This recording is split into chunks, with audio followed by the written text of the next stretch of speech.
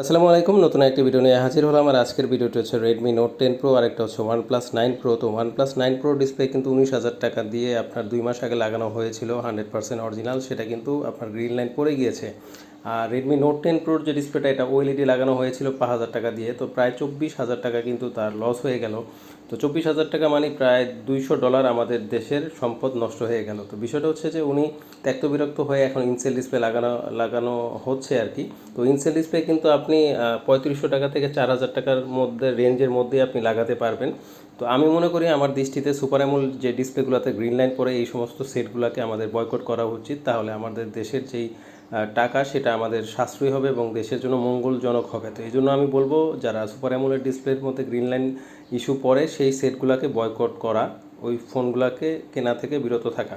তো এই ইনসেল ডিসপ্লেটার কালারটা আপনারা দেখতে পাচ্ছেন, খুবই সুন্দর, কম টাকার মধ্যে মচমচা ভাজা। এটার মধ্যে গ্রিন লাইন ইস্যু পড়ারও কোনো সম্ভাবনা নাই। জাস্ট একটু আপনার যে হাইটটা, সেটা একটু বেড়ে যাবে আধা ইঞ্চির মতো। নর্মাল যে ডিসপ্লেটা, এটা কাগজের মতো পাতলা থাকে, আর এটা হচ্ছে 1 ইঞ্চির মতো মোটা হয়ে যায় আর কি। এই হচ্ছে ডিফারেন্স। তো ভিডিওটি ভালো লাগলে অবশ্যই ভিডিওটি শেয়ার, ফলো এবং সাবস্ক্রাইব করে রাখবেন। আজকের মতো বিদায় নিচ্ছি। আল্লাহ হাফেজ।